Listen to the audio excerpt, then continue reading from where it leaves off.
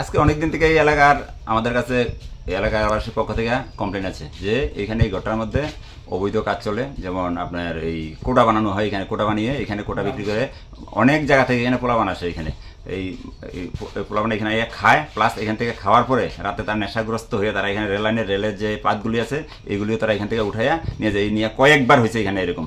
হ্যাঁ, কিন্তু আমরা এই দীর্ঘদিন থেকে দেখতেছি যে তারা এই ব্যবসাটা চালিয়ে যেতেছে, কিন্তু আমরা ধরতে তারা অনেকদিন থেকে চেষ্টা করছি, কিন্তু আমরা ধরতে পারিনি। কিন্তু আজকে আমরা একদম জায়গাতে আমরা নিজের সইচায় তাদের ঘরের তালা ভেঙে আমরা এখানে চেক করছি।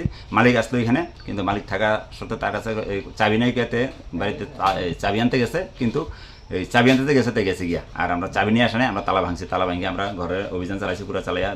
এই 1 নম্বর ওয়ার্ডের কাউন্সিলর, আমি 2 নম্বর ওয়ার্ডের কাউন্সিলর, তাছাড়া আমার এলাকাবাসী আরও আমাদের এই দলের কার্যকর্তা সবাইকে নিয়ে আমরা এখানে সার্চ করে আমরা এগুলি মাল পাইলাম। কিন্তু মালিক গেছে গিয়া, মালিকের এখনও পাইছি না। আমরা থানাতে ইনফরমেশন করছি, থানা থেকে এই থানা স্টাফ আসবে, থানা স্টাফ আসার পরে আমরা মালিকের বাড়িতে যাব। এই জায়গাটার নাম কি? এই জায়গাটার নাম হচ্ছে এই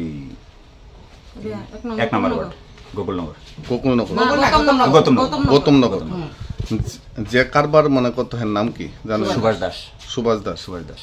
হে কি আমরা আটক করতে পারছেন না? আমরা পাইছি, কিন্তু হে বাড়িতে গেছে, কইছে ঘরে চাবি নাই। আমি চাবিটা নিয়ে এসেছি, তোমরা এখানে আমি এখন চাবিটা নিয়ে আমি কথা কইয়া হয়ে গেছি। যে জিনিসটি পাওয়া গেছে এটি মানে কত হইব বাজার মূল্য আনুমানিক? আপনার বাজার মূল্য আনুমানিক হয়েছে না, গেলে তো 2-3 লক্ষ টাকার মাল হইবে এখানে।